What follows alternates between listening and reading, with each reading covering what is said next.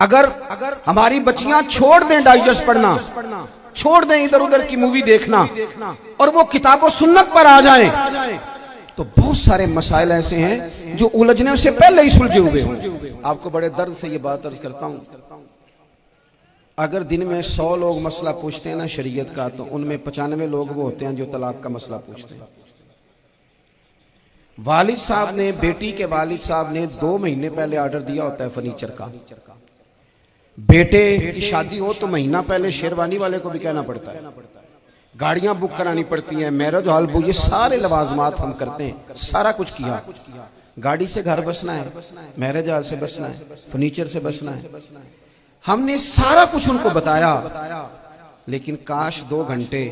بچی کسی معلمہ کے پاس جاتی، بچہ کسی استاد کے پاس جاتا، نکاح طلاق کے مسئلے بھی سیکھتے۔ میں دعوے سے کہتا ہوں اگر ہمیں پتہ چل جائے کہ 3 طلاقیں اکٹھی نہیں دینی چاہیے، کیونکہ دے دیں تو ہو جاتی ہیں، اگر ہمیں سمجھ آ جائے کہ نہیں دینی چاہیے، یہ مسئلہ بیان ہو، اور یہ والے مسئلے ہم محفلوں میں بھی نہیں بیان کر سکتے،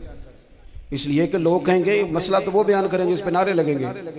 آپ قوم کو یہ کیا بتا رہے ہیں، یہ تو چھوٹا عالم بتاتا ہے معاذ اللہ اس طرح کی باتیں، کہ بڑی بڑی کو نقطے کی بات بتائیں۔ خود اس طرح ہمارے ہاں وہ 1 گھنٹہ پہلے نہیں کہتے تگڑے ہو جو میں جملہ دینے لگا، وہ پتہ نہیں جملہ آ رہا ہے کہ ایٹم بم آ رہا ہے، تیار ہو جاؤ، جو میرا جملہ ضائع نہ کرنا، ادھر بھاگ کے چلا گیا ادھر بھاگ کے آ جاؤ، اللہ جانے وہ جس طرح کبھی لگتا ہے نا پٹاری سے، اللہ جانے کیا نکلے گا، میں جملہ دینے لگا ہوں، تو میں کہتا ہوں تو آرام سے بیٹھ کے بھی جملہ دے دے، تیرے جملے سے کیا نکلے گا، اور تو جملہ نہ دے ہمیں کوئی آیت دے، تو جملہ چھوڑ ہمیں کوئی حدیث پاک سنا۔ یعنی ہر نقیب، ہر خطیب، ہر نعت خواہ اٹھ کے کہتا ہے سارا قرآن ہی حضور کی تعریف ہے، اور بھئی اگر سارا قرآن حضور کی تعریف ہے تو چند آیتیں پڑھ دے، پھر تو بھی تو نے پڑھی تو ایک بھی نہیں اور تو کہتا جا رہا ہے سارا قرآن ہی حضور کی تعریف ہے۔ یہ والی تعریف بھی تو سنانا قوم کو، جو یہ بچے ان کے استاد انہیں سکھا رہے ہیں اور یہ سیکھ رہے ہیں، اس طرف بھی تو سفر کریں۔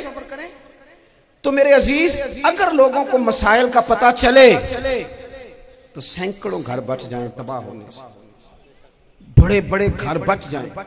لیکن مسائل نہیں آتے۔ میرے پاس مسئلہ پوچھنے کے لیے کچھ لوگ آ گئے تو 4-5 سال کا بچہ بھی تھا جس کے والد نے غصے میں اپنی بیوی کو 3 طلاقیں دی،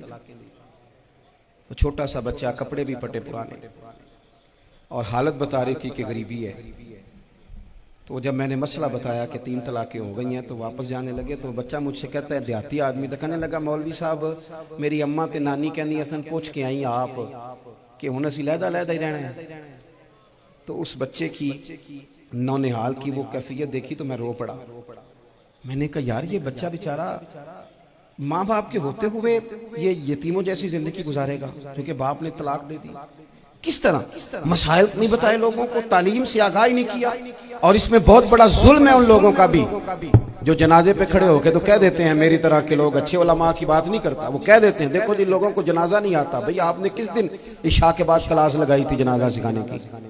یہ تو آپ نے کہہ دیا لوگوں کو قرآن کی ٹھیک نہیں آتا، تو یہاں تو بیچاری بیبیاں جن کو صحیح پڑھنا نہیں آتا وہ مشن بنا لیتی ہیں کہ میں نے اتنے 100 کو قرآن پاک پڑھانا ہے، بیوہ ہو گئی ہوں، طلاق یافتہ ہو گئی ہوں، ساری زندگی قرآن پڑھاؤں گی۔ ہم کیوں یہ مشن نہیں بناتے، کیوں اس طرف سفر نہیں کرتے؟ ایک تو دینی معلومات میں، دینی علوم میں اپنے آپ کو لگائیں اور ذوق پیدا کریں کہ جو چیزیں مجھے نہیں آتی میں نے وہ سیکھنی ہے، جو معاملات مجھے نہیں آتے میں نے ان کی طرف سفر کرنا ہے۔ ایک تو اپنا یہ مزاج بنائیں، اور جب آپ دینی علوم سیکھتے ہیں تو پتہ ہے کون سا منظر قائم ہوتا ہے؟ منظر وہ بنتا ہے کہ حضرت ابو ہریرہ بھی دین سیکھا کرتے تھے، حضرت عبداللہ ابن عمر بھی اصحاب صفہ میں رہا کرتے تھے، حضرت انس بن مالک بھی رہا کرتے تھے، اور ایسا منظر بنتا ہے کہ حضرت سیدہ خدیجہ الکبریٰ رضی اللہ تعالیٰ عنہ فرماتی ہیں سیدہ فاطمہ حضور کی گود میں بیٹھی ہوتی تھی اور نبی پاک سے باتیں پوچھتی تھی اور حضور انہیں بتا رہے ہوتے، سیدہ عائشہ حضور سے دین کی باتیں پوچھتی۔ چوتھا حصہ ہماری فقہ کے اصول حضرت فاطمہ کی، حضرت عائشہ صدیقہ کی مرویات پر مبنی ہے۔ اگر ہماری بچیاں چھوڑ دیں ڈائجسٹ پڑھنا،